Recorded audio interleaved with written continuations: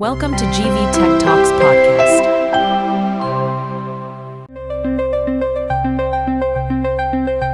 ఒక కాన్సెప్ట్, అది ఒక సంఖ్యకు సంబంధించింది. యూరప్లోని గొప్ప గొప్ప మేధావులను కొన్ని వందల సంవత్సరాల పాటు ఎలా తికమక పెట్టిందో తెలుసా? ఏమీ లేకపోవడాన్ని ఒక సంఖ్యగా ఎలా చూపిస్తాం? ఒక వస్తువు కంటే తక్కువ ఎలా ఉంటుంది? ఈ ప్రశ్నలు వాళ్లను నిద్రపోనివ్వలేదు. కానీ వాళ్లకు వేల మైళ్ల దూరంలో భారతదేశంలో ఒక మేధావి ఈ చిక్కుముడిని ఎప్పుడో విప్పేశారు. అవును, దానితో ఆడుకున్నారు కూడా. సరిగ్గా. ఈరోజు మన చర్చ ఆ మేధావి గురించే. 7వ శతాబ్దానికి చెందిన భారతీయ గణిత, ఖగోళ శాస్త్రవేత్త బ్రహ్మగుప్తుడు. అయితే మనం కేవలం ఆయన ఆవిష్కరణల గురించే కాదు, సున్నా, నెగటివ్ నంబర్స్ ఇలాంటి వాటిని ఆయన ఎలా డీల్ చేశారో చూస్తాం. ఆయన జీవించిన కాలం అంటే భారతదేశ స్వర్ణయుగం. దాని గురించి కూడా తెలుసుకుంటాం. అన్నిటికంటే ముఖ్యంగా ఇంతటి మేధావి పేరు మనకు పైథాగరస్ లేదా న్యూటన్ అంతగా ఎందుకు తెలియదు? ఆ ప్రశ్నకు సమాధానం వెతుకుదాం. మన దగ్గరున్న ఈ ఆధారాలు ఆ కథను చెప్పడానికి మనకు సహాయపడతాయి. సరే, అయితే మొదలు పెడదాం. ముందుగా బ్రహ్మగుప్తుడు ఎవరు? ఆయన నేపథ్యం ఏమిటి? మన దగ్గరున్న సమాచారం ప్రకారం ఆయన క్రీస్తు శకం 598లో పశ్చిమ భారతదేశంలో బిల్లమాల అంటే ఇప్పటి రాజస్థాన్లోని భిన్మల్లో జన్మించారు. అది అప్పట్లో గణితానికి, ఖగోళశాస్త్రానికి ఒక పెద్ద సెంటర్ లాంటిదనమాట. అవును, ఆ కాలం చాలా ప్రత్యేకమైనది. అది భారతదేశంలో గుప్త సామ్రాజ్యం యొక్క స్వర్ణయుగం. అంటే ఆ యుగం చివరి దశ. కళలు, విజ్ఞానం, తత్వశాస్త్రం అన్ని అద్భుతంగా వికసిస్తున్న ఒక కాన్ఫిడెంట్ శకమది. ఉదాహరణకు నలంద విశ్వవిద్యాలయం. కరెక్ట్. ఆక్స్ఫర్డ్, కేంబ్రిడ్జ్ కంటే 100 ముందే కట్టారు. ఇంకా ఢిల్లీ ఇనుపస్తంభం ఇప్పటికీ తుప్పు పట్టలేదు. నిజమే. మహాకవి కాళిదాసు. ఇవన్నీ ఆ కాల ప్రతిభకు నిదర్శనాలు. బ్రహ్మగుప్తుడు తండ్రి కూడా ఒక ఖగోళశాస్త్రవేత్తే. కాబట్టి ఆ వాతావరణం ఆయనకు చిన్నప్పుడ్నుంచే ఉంది. ఈ ఆధారాలు చదువుతుంటే నాకొక విషయం ఆశ్చర్యం కలిగించింది. ఆయనను చాలా తెలివైన వ్యక్తిగా, కాని తీవ్రమైన వాగ్ధాటి కలవాడిగా వర్ణించారు. అంటే ఆయన తన ముందున్న గొప్ప పండితులను కూడా విమర్శించడానికి వెనుకాడలేదట. అది అప్పట్లో సాధారణమా అంటారు? అంటే గురువు చెప్పిందే వేదంలా కాకుండా ప్రశ్నించుకునే వాతావరణం ఉండేదా? ఇది చాలా మంచి ప్రశ్న. అది ఆయన వ్యక్తిత్వాన్ని, ఆ కాలపు మేధో స్వేచ్ఛను కూడా చూపిస్తుంది. అప్పట్లో గణితం, ఖగోళశాస్త్రం ఈ రెండూ జ్యోతిష్యం అనే ఒక పెద్ద శాస్త్రంలో భాగాలు. జ్యోతిష్యం అంటే మనం ఈరోజు అనుకునే భవిష్యత్తు చెప్పడం కాదన్నమాట. అస్సలు కాదు. విశ్వాన్ని, గ్రహాల గమనాన్ని, వాటికి మనకు ఉన్న సంబంధాన్ని అర్థం చేసుకునే ఒక సమగ్రమైన శాస్త్రం. ఆర్యభట్ట వంటివారు సున్నాను ఒక ప్లేస్ హోల్డర్గా వాడారు. బ్రహ్మగుప్తుడు ఆ పునాది మీద ఒక కొత్త ప్రపంచాన్నే నిర్మించారు. పాత సిద్ధాంతాల్లోని లోపాలను ధైర్యంగా ఎత్తిచూపారు. ఒక రకంగా ఆ కాలపు పీర్ రివ్యూ లాంటిది. సరిగ్గా చెప్పారు. ఇక్కడే కథనం చాలా ఆసక్తికరంగా మారుతుంది. బ్రహ్మగుప్తుడు ఉజ్జయినికి వెళ్లారు. ఉజ్జయిని మన సోర్సెస్లో ఉజ్జయినిని ఆనాటి సిలికాన్ వ్యాలీ అని వర్ణించారు. సైన్స్కు అదొక హాట్స్పాట్ అన్నమాట. అవును. అక్కడ తన 30వ ఏట క్రీస్తుశక 628లో ఆయన తన మాస్టర్పీస్ బ్రహ్మస్ఫుట సిద్ధాంతం రచించారు. ఆ పేర్లోనే ఉంది, బ్రహ్మ యొక్క సరిగ్గా స్థాపించబడిన సిద్ధాంతం. ఆయన ఆత్మవిశ్వాసం ఏ స్థాయిలో ఉండేదంటే, ఆ గ్రంథం మొదటి శ్లోకంలోనే కాలక్రమేణా బ్రహ్మదేవుడు చెప్పిన గ్రహగణనలు తప్పుగా మారాయి. అందుకే నేను, విష్ణుకుమారుడైన బ్రహ్మగుప్తుడు వాటిని సరిచేస్తున్నాను అని ప్రకటించారు. ఒక్కసారి ఆలోచించండి. ఇది మామూలు విషయం కాదు.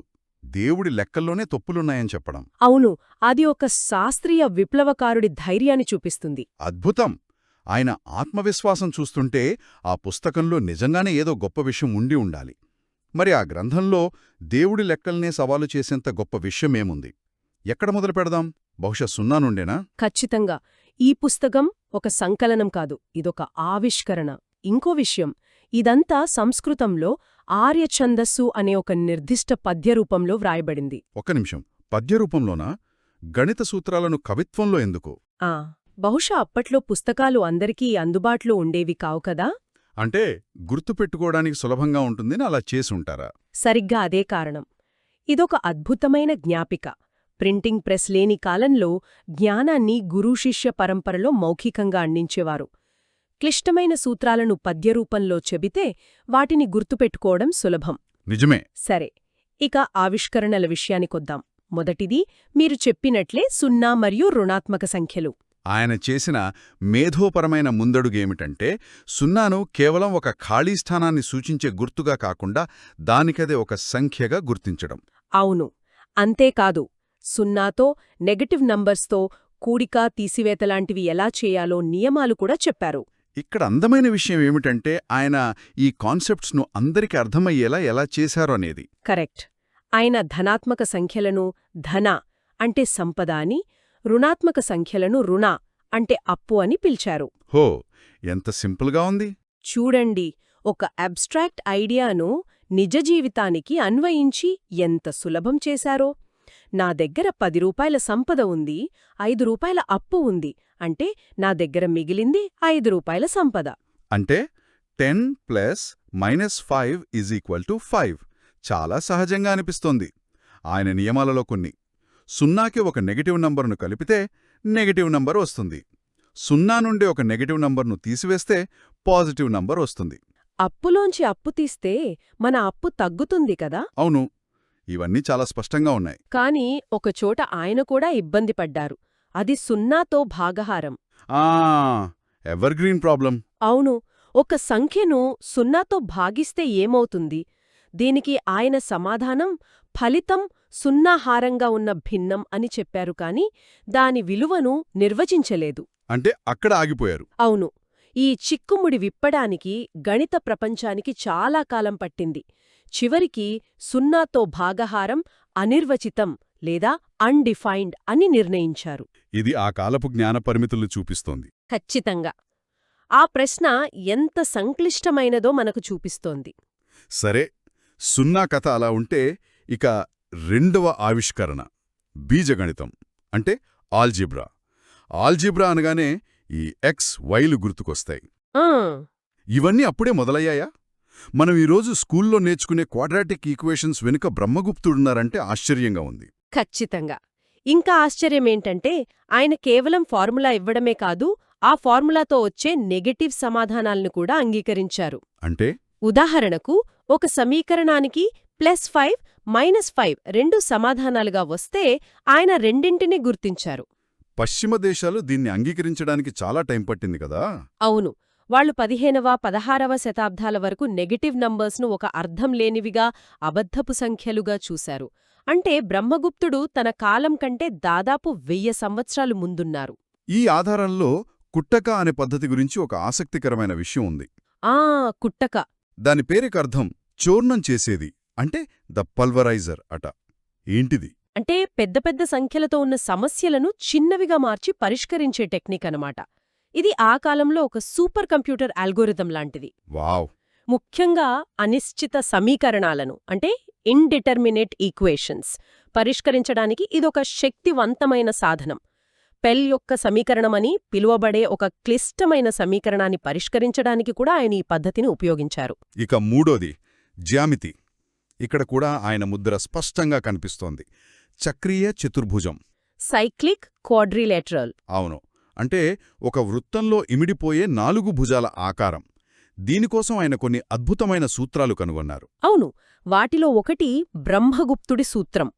ఇది ఒక చక్రీయ చతుర్భుజం యొక్క వైశాల్యాన్ని కేవలం దాని 4 భుజాల పొడవును ఉపయోగించి కనుక్కోడానికి వీలు కల్పిస్తుంది. అంటే ఒక వృత్తంలో ఇమిడిపోయే ఎలాంటి 4 భుజాల ఆకారానికైనా సరే దాని భుజాల పొడవు తెలిస్తే చాలు ఏరియా కనుక్కోవచ్చు. ఇది ఆ కాలపు ఇంజనీర్లకు, భూమిని కొల్చే సర్వేయర్లకు ఎంత ఉపయోగపడి ఉంటుందో. కాని ఇక్కడ గమనించాల్సిన ఒక విచిత్రమైన విషయముంది. ఆయన తన సిద్ధాంతాలకు రుజువులను ఎప్పుడూ ఇవ్వలేదు. అంటే ప్రూఫ్స్ లేవా? లేవు. ఫలితాలను సూత్రాల రూపంలో ఇచ్చారు, కాని వాటిని ఎలా సాధించారో వివరించలేదు. ఇదే పద్ధతి మనకు రామానుజన్ వంటి ఇతర భారతీయ గణిత శాస్త్రజ్ఞులలో కూడా కనిపిస్తుంది. బహుశా వాళ్ల దృష్టిలో సమాధానం ముఖ్యం, దానికి చేరిన మార్గం కాదేమో. ఏమో. ఆగండి, ఇప్పుడు మనం 4వ విషయానికొస్తున్నాం. ఇది చదివినప్పుడు నేను నమ్మలేకపోయాను. చెప్పండి. గురుత్వాకర్షణ. న్యూటన్కు 1000 సంవత్సరాల ముందు. ఇది నిజంగా నమ్మడానికే కష్టంగా ఉంది. ఆయన సరిగ్గా ఏమన్నారు? ఇది నిజంగానే ఆశ్చర్యపరిచే విషయం. ఆయన తన బ్రహ్మస్ఫుట సిద్ధాంతంలో ఇలా వ్రాశారు: వస్తువులన్నీ భూమి వైపు పడతాయి ఎందుకంటే భూమి స్వభావం ఆకర్షించడం. నీటి స్వభావం ప్రవహించినట్లే. అవును. ఆయన గురుత్వాకర్షణ అనే పదాన్ని వాడారు. ఒక్క నిమిషం. భూమి వస్తువులను ఆకర్షిస్తుంది అనడానికి న్యూటన్ ప్రతిపాదించిన సార్వత్రిక గురుత్వాకర్షణ నియమానికి చాలా తేడా ఉంది కదా? చాలా తేడా ఉంది. ఆయన కేవలం ఒక విషయాన్ని గమనించారా, లేక దాని వెనుక ఏదైనా గణితముందని ప్రతిపాదించారా? మీరు సరిగ్గా పాయింట్ పట్టుకున్నారు. ఇది ఖచ్చితంగా న్యూటన్ యొక్క పూర్తిస్థాయి సిద్ధాంతం కాదు. న్యూటన్ గురుత్వాకర్షణము గణితశాస్త్రపరంగా నిర్వచించి అది భూమికి, చంద్రుడికి, గ్రహాలకు అన్నిటికీ వర్తిస్తుందని చెప్పారు. మరి బ్రహ్మగుప్తుడిది? బ్రహ్మగుప్తుడిది ఒక ప్రాథమిక కానీ చాలా చాలా ముఖ్యమైన పరిశీలన. వస్తువులు కింద పడటానికి కారణం వాటి బరువు కాదు, భూమి యొక్క ఆకర్షణ శక్తి అని గుర్తించడం 7వ శతాబ్దంలో ఒక అద్భుతమైన అంతర్దృష్టి. ఇంతటి విప్లవాత్మక జ్ఞానం భారతదేశంలోనే ఉండిపోయిందా, లేక ప్రపంచానికి తెలిసిందా? చాలా కాలం పాటు అజ్ఞాతంలోనే ఉంది. కాని 8వ శతాబ్దంలో ఒక అనూహ్యమైన సంఘటన జరిగింది. బాగ్దాద్. అవును, బాగ్దాద్ నగరంలో విజ్ఞాన దాహంతో ఉన్న ఒక ఖలీఫా దగ్గరికి భారతదేశం నుండి ఒక బృందం వచ్చింది. వాళ్ళు తమతో పాటు బంగారం, సుగంధద్రవ్యాలు కాదు, అంతకంటే విలువైన ఒక నిధిని తీసుకొచ్చారు. ఆ నిధే బ్రహ్మస్ఫుట సిద్ధాంతం. అప్పటి అబ్బాసీద్ ఖలీఫా అల్ మన్సూర్ విజ్ఞానప్రియుడు. ఆయన వెంటనే ఆ గ్రంథాన్ని అరబీక్లోకి అనువదింపజేశారు. దానికి సింధ్హింద్ అని పేరు పెట్టారు. అవును, ఈ ఒక్క అనువాదం ఇస్లామిక్ స్వర్ణయుగంలో విజ్ఞానశాస్త్ర అభివృద్ధికి ఒక నిప్పురవ్వలా పనిచేసింది. మరి ఆధునిక గణితంతో దీనికి సంబంధం ఎలా ఏర్పడింది? అక్కడికే వస్తున్నాను. కొన్ని దశాబ్దాల తరువాత బాగ్దాద్లోని ప్రఖ్యాత హౌస్ ఆఫ్ విజ్డమ్లో పర్షియన్ గణిత శాస్త్రవేత్త అల్ క్వారిజ్మీ ఈ సింధ్హింద్ను అధ్యయనం చేశారు. అల్ క్వారిజ్మీ ఆయన బ్రహ్మగుప్తుడి పనిని గ్రీకుల జామితీతో కలిపి అందరికీ సులభంగా అర్థమయ్యేలా అల్ జబ్ర్ వల్ముఖబాలా అనే ఒక గ్రంథాన్ని రాశారు. అల్జబ్ర్, మనం వాడే ఆల్జిబ్రా అనే పదం ఇక్కడుండే వచ్చింది. కరెక్ట్. అంటే మనం వాడే ఆల్జీబ్రా అనే పదం మూలాలు భారతదేశంలో బ్రహ్మగుప్తుడి రచనలో ఉన్నాయన్నమాట. ఆ పేరు అరబిక్ అయినా దాని ఆత్మ భారతీయమైనది. అవును, ఇక్కడ ముఖ్యంగా చెప్పుకోవాల్సిందేమిటంటే అల్ క్వారిజ్మీ తన గ్రంథంలో హిందూ గణిత శాస్త్రజ్ఞులకు పూర్తి ఘనతనిచ్చారు. ఇది ముఖ్యం. బ్రహ్మగుప్తుడి సున్నా, రుణాత్మక సంఖ్యలు, దశాంశ పద్ధతి ఇవన్నీ ఆయన ద్వారా అరబ్ ప్రపంచానికి, ఆ తర్వాత యూరప్కు చేరాయి. అందుకే మనం వాడే అంకెలను హిందూ అరబిక్ అంకెలు అంటారు. కాని ఈ జ్ఞాన ప్రయాణంలో బ్రహ్మగుప్తుడి పేరు మాత్రం వెనక్కి వెళ్ళిపోయింది. నిజమే. ఇది ఒక ముఖ్యమైన ప్రశ్నను లేవనెత్తుతుంది. ఇంత చేసినా బ్రహ్మగుప్తుడికి పైథాగరస్ లేదా న్యూటన్ అంత కీర్తి ఎందుకు రాలేదు? దీనికి ఒకటి కంటే ఎక్కువ కారణాలుండొచ్చు. మొదటిది, మనం ముందే అనుకున్నట్లు ప్రాచీన భారతదేశంలో జ్ఞానం ఎక్కువగా మౌఖికంగా ప్రసారం చేయబడింది, గురు శిష్య పరంపరలో. అవును. రెండవది, ఆయన రచనలు చాలా క్లిష్టమైన సంస్కృత పద్యాల రూపంలో ఉన్నాయి. వాటిని అర్థం చేసుకోవడానికి ప్రత్యేకమైన శిక్షణ కావాలి. మూడవది, బహుశా భారతీయ సంప్రదాయంలో వ్యక్తి కంటే జ్ఞానానికే ఎక్కువ విలువ ఇచ్చేవారేమో. అది కూడా ఒక కారణం కావచ్చు. మన ఆధారాలు కూడా పండితుల వ్యక్తిగత జీవితాల కంటే వారి పనిపైనే ఎక్కువ దృష్టి ఉండేదని చెబుతున్నాయి. అంటే ఆయనకు గౌరవం దక్కలేదని కాదా? అస్సలు కాదు. 12వ శతాబ్దానికి చెందిన మరో గొప్ప గణిత శాస్త్రవేత్త 2వ భాస్కరాచార్యుడు బ్రహ్మగుప్తుడిని గణక చక్ర చూడామణి అని పిలిచారు. అంటే గణిత శాస్త్రవేత్తల కిరీటంలోని ఆభరణం అని అర్థం. వావ్! అంతటి గౌరవం పొందిన కాలక్రమేణా ఆయన పేరు ప్రపంచవ్యాప్తంగా అంత ప్రాచుర్యం పొందలేదు. కాబట్టి ముగింపుగా మనం ఏం చెప్పవచ్చు? బ్రహ్మగుప్తుడు కేవలం ఒక గణిత శాస్త్రవేత్త కాదు. ఆయన ఒక శాస్త్రీయ విప్లవకారుడు. సున్నాకు సంఖ్యగా గౌరవం ఇచ్చారు, ఆధునిక ఆల్జీబ్రాకు పునాదులు వేశారు, న్యూటన్కు 1000 ఏళ్ల ముందే గురుత్వాకర్షణ గురించి ఆలోచించారు. ఆయన పేరు మనకు అంతగా తెలియకపోయినా ఆయన కృషి ఆధునిక ప్రపంచాన్ని నిర్మించిన జ్ఞాన గొలుసులో ఒక అత్యంత ముఖ్యమైన లింక్. అనుకున్నట్లు బ్రహ్మగుప్తుడి రచనలు కవిత్వ రూపంలో ఉన్నాయి కదా? ఈ రచనలను కేవలం గణిత కోణంలో చూడటం ద్వారా మనమేదైనా కోల్పోతున్నామా? ఆయన విశ్వాన్ని చూసిన విధానంలో లోతైన తాత్విక లేదా కళాత్మక సంబంధమేదైనా ఉండవచ్చా? అంటే ధన అంటే సంపద, రుణ అంటే అప్పు. ఈ భావనలు కేవలం సంఖ్యలు కాకుండా మానవ జీవితం యొక్క లాభనష్టాల ప్రతిబింబాలుగా ఆయన భావించి ఉండవచ్చా? అంటే గణితం అనేది కేవలం లెక్కలు కాదు, జీవితాన్ని అర్థం చేసుకునే ఒక మార్గమని. బహుశా ఆయనకు గణితమనేది విశ్వాన్ని అర్థం చేసుకునే ఒక భాష, ఒక కళ. ఇది ఆయన గణితాన్ని ఒంటరిగా కాకుండా ఒక గొప్ప విశ్వ అవగాహనలో భాగంగా చూశారనే జ్యోతిష భావనకు మనల్ని తిరిగి తీసుకువెళ్తుంది.